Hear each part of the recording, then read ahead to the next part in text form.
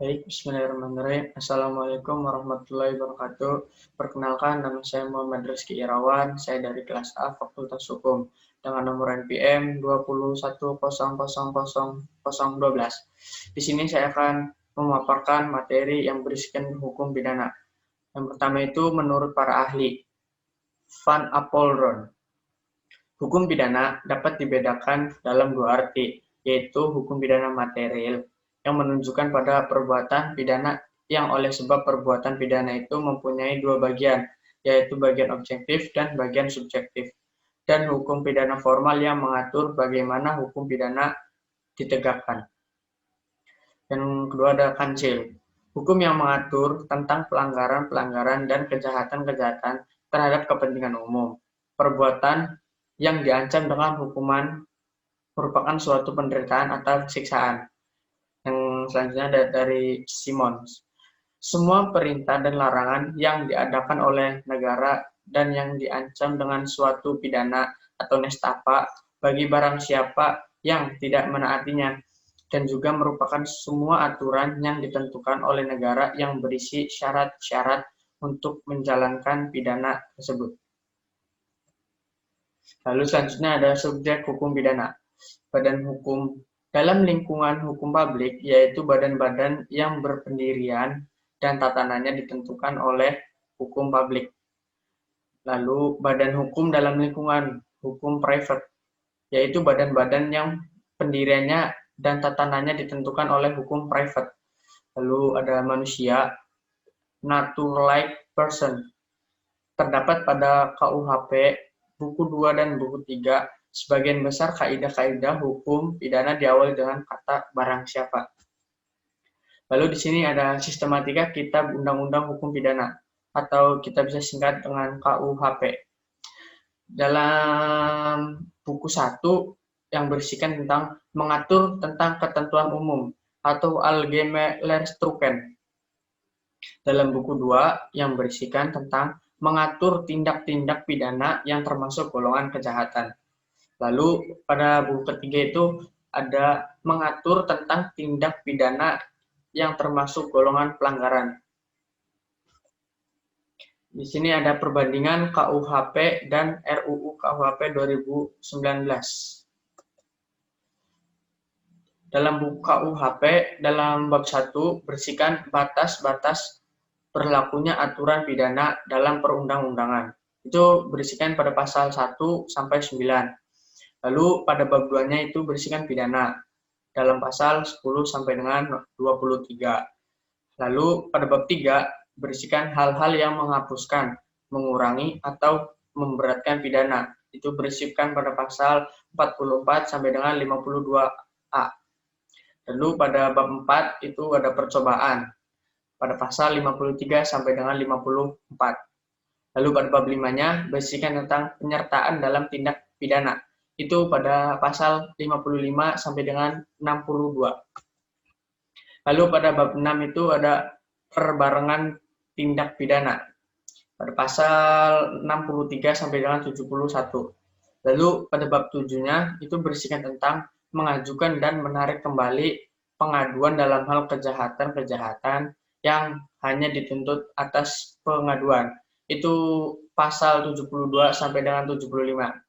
Lalu pada bab 8 itu berisikan tentang hapusan kewenangan menuntut pidana dan menjalankan pidana. Pasal 76 sampai dengan 85. Lalu di bab 9 itu berisikan tentang arti beberapa istilah yang dipakai dalam kitab-kitab undang-undang. Dalam pasal 86 sampai dengan 102. Lalu pada bab terakhir itu ada aturan penutup. Itu pasal 103. Ya, selanjutnya kita bisa lihat di sini ada RUU KUHP. Pada bab 1 berisikan tentang ruang lingkup berlakunya ketentuan peraturan perundang-undangan pidana. Itu berisikan dengan pasal 111. Lalu pada bab 2-nya tindak pidana dan pertanggungjawaban pidana. Itu pada pasal 12 sampai dengan 50. Lalu pada bab 3 itu ada pemindanaan atau pemindanaan pidana dan tindakan. Itu pada pasal 51 sampai dengan 131.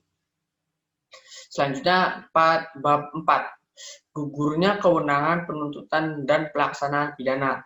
Itu pada pasal 132 dan 143. Lalu selanjutnya di bab 5 ada pengertian istilah. Itu termasuk pada pasal 144 dan sampai 186. Di bab 6 ada peraturan atau aturan penutup pada pasal 187. Ini ada salah satu info atau kuncinya. Perbuatan atau rangkaian perbuatan manusia yang memenuhi rumusan undang-undang yang bersifat melawan hukum dan dilakukan oleh orang yang dapat dipertanggungjawabkan. Kejadian yang mengandung unsur-unsur perbuatan yang dilarang oleh undang-undang yang menimbulkan sanksi pidana bagi orang yang melakukan.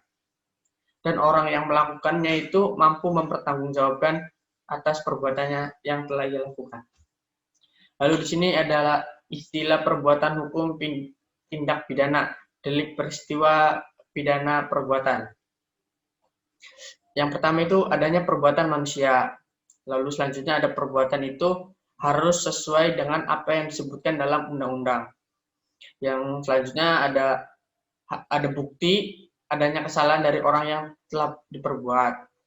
Selanjutnya itu perbuatan itu harus bertentangan dengan hukum. Yang terakhir, terhadap perbuatan itu harus tersedia ancaman hukuman di dalam undang-undang. Lalu di sini ada asas-asas pidana. Yang pertama adalah asas legalitas. Apa itu asas legalitas? Asas yang menyatakan bahwa tidak ada perbuatan yang dapat dipidana kecuali atas kekuatan aturan pidana dalam perundang-undangan yang telah ada sebelum perbuatan dilakukan. Pasal 1 ayat 1 KUHP. Lalu yang kedua itu adalah asas teritorialitas.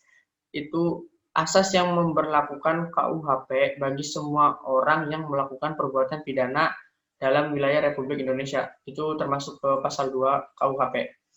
Lalu asas yang ketiga itu asas nasional aktif. Asas nasional aktif adalah asas yang memberlakukan KUHP terhadap orang-orang Indonesia yang melakukan perbuatan pidana di luar wilayah Republik Indonesia. Itu termasuk pasal 3 ke KUHP. Yang keempat adalah ada asas universalitas. Asas yang memberlakukan KUHP terhadap perbuatan pidana yang terjadi di luar wilayah Indonesia yang merugikan kepentingan internasional. Pasal 4 angka 4 KUHP. Lalu yang kelima itu ada asas nasional pasif. Itu asas yang memberlakukan KUHP terhadap siapapun juga warga negara Indonesia maupun warga asing yang melakukan perbuatan pidana di luar wilayah Indonesia. Itu termasuk ke pasal 4 KUHP.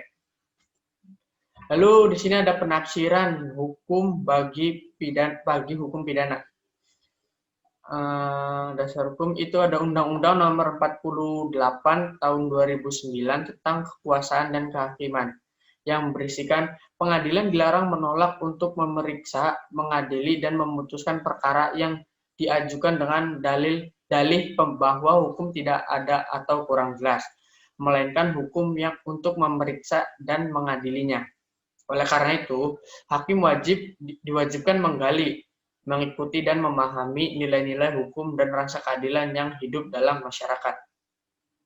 Lalu, isi berikutnya, hukum dalam memeriksa, memutuskan, dan mengadili perkara harus berdasarkan hukum dan juga keyakinannya, bukan berdasarkan logika hukum. Dalam kasus yang hukumnya atau undang-undang sudah jelas, hakim hanya menerapkan hukuman, atau dalam kurung hakim menjadi trompet undang-undang. Lalu selanjutnya, dalam kasus yang hukum dan undang-undangnya tidak ada atau belum jelas, hakim harus menafsirkan hukum atau undang-undang melalui cara-cara atau metode penafsiran yang berlaku di data ilmu hukum. Lalu selanjutnya itu yang terakhir ada dalam kasus di mana terjadi pelanggaran atau penerapan hukum yang bertentangan dengan hukum atau undang-undang yang berlaku, hakim akan menggunakan hak mengujinya berupa formel atau material. Mungkin cukup itu saja yang bisa saya sampaikan. Mohon maaf bila banyak kata-kata yang salah, kurang lebihnya mohon maaf. Terima kasih. Assalamualaikum warahmatullahi wabarakatuh.